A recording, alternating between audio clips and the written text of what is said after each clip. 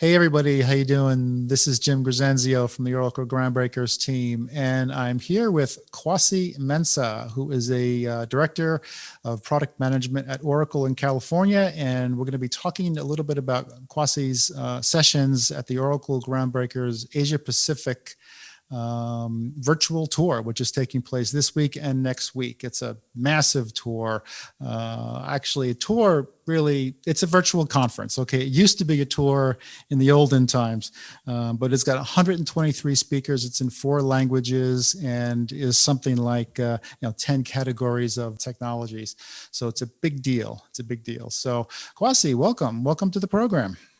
Thank you, Jim. Thank you for having me. It's really nice to see you again.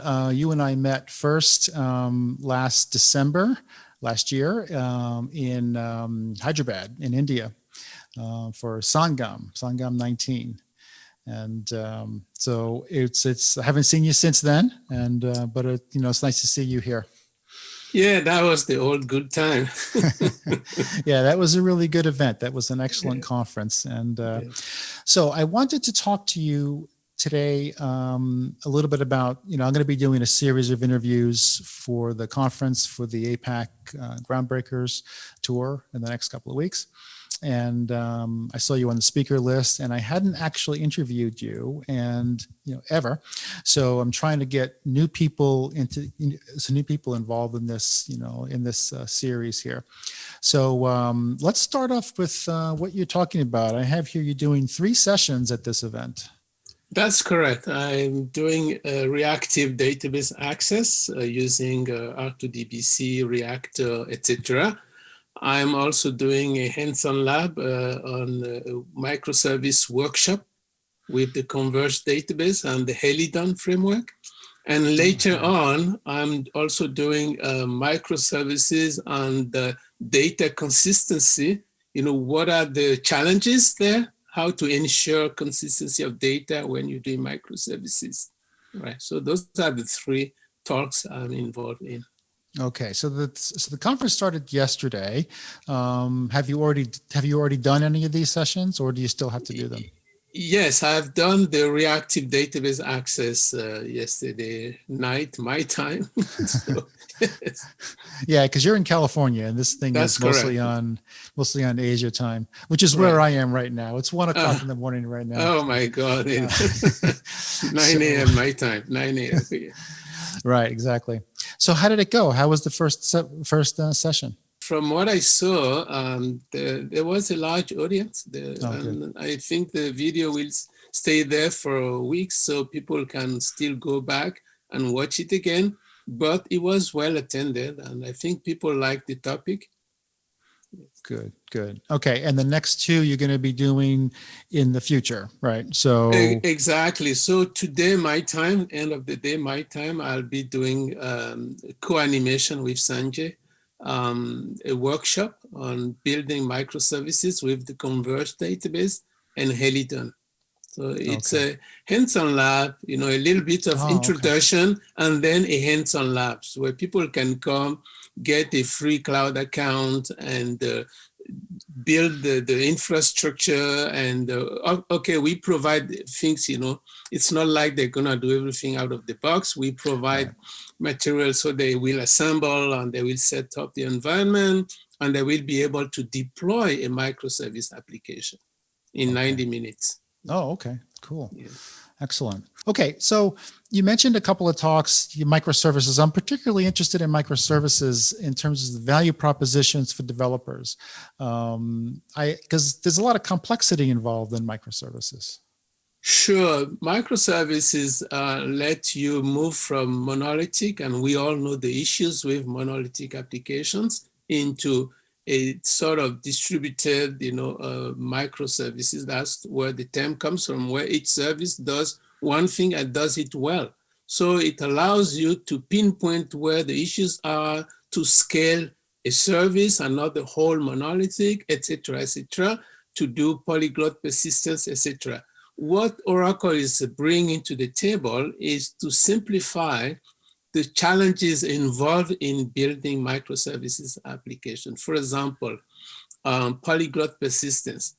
who has the skills to deal with different database systems, RDBMS systems, where you need JSON, you need the graph data, spatial data, relational text, images, and you want to build a rich web application. Well, Oracle Converge database allows you to have any data model you want, but using the same engine. So you can specialize database nodes based on what data model you want to store them, but it's the same engine. So it brings a lot of simplicity in terms of administration, in terms of distribution of transaction, for example. So that's one example of simplicity. The other is, and this one is a little bit technical, but I'll make it simple. So in the microservices world, each microservice has to do something, do something and make some changes on data. That's what we call state. You make changes on state in database. But by the same time, you also need to listen to events. That's how you get activated and do something. So you get activated because you get notified by an event. For example, somebody placed an order, so you're gonna get a notification. The order microservice will get a notification.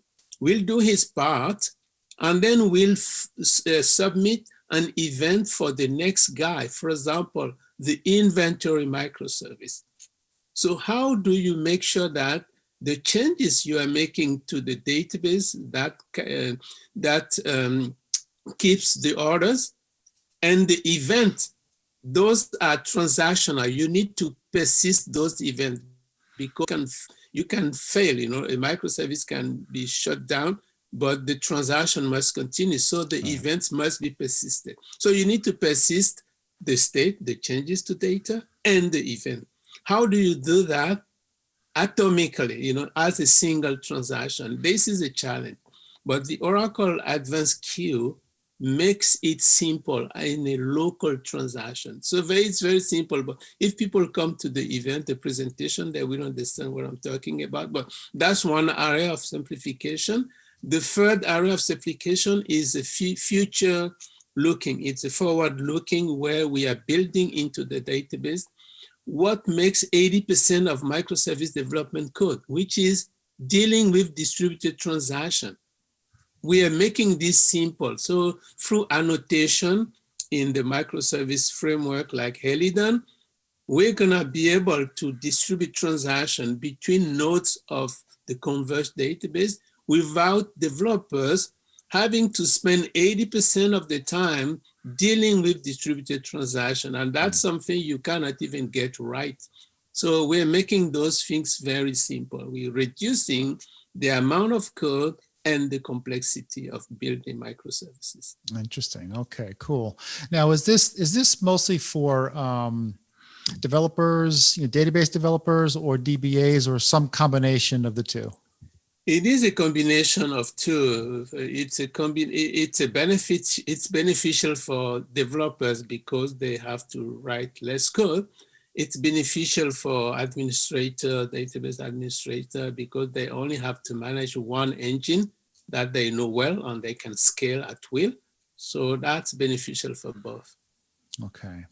The reason I asked the question about the developers is when we were at Sangam last year, one of the things I noticed is just you walking around having conversations with people in the hallways and things like that, and I'm always interested to hear the feedback of people in your position of how you feel about community development. You go to an awful lot of conferences.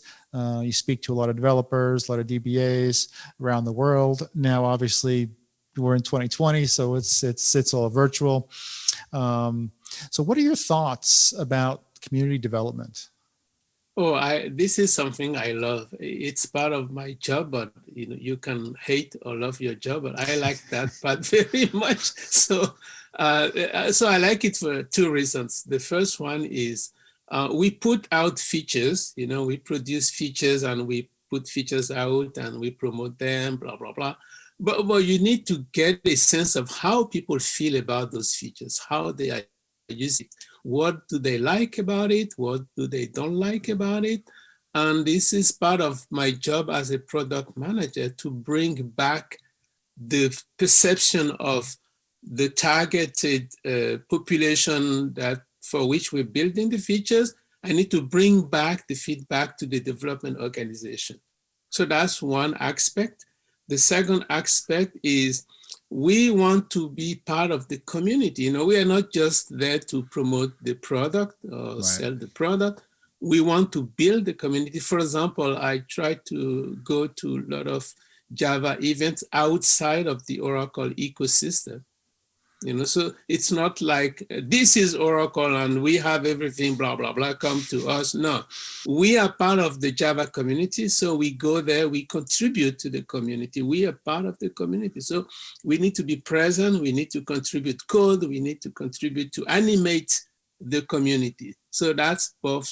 That's why I love those events very much. So you go into the Java community and the DB community? Absolutely, I do both, yes. Wow. Yeah. Wow, interesting. Okay. All right. And how long have you been doing this? Oh, more than 20 years. A long time. But I still enjoy. And even in this time of COVID, I do it from the comfort of my home, but I miss the physical contact with people. Yeah. Sure. Yeah, I do too. I mean, you can connect with people pretty rapidly in this situation all around the world, but it's harder to make a connection. It's just a fatter pipe when you're there. Exactly. Everything is just higher resolution when you're there. Yeah, exactly. So. All right, Kuassi, thank you very much for a summary of your talks. And this is a huge event, like I mentioned earlier. Good luck in your talks, that you have to come. And hopefully we'll see you live, actually live, actually in person sometime in the near future. Thank you, Gene. Sayonara. Sayonara. Bye-bye.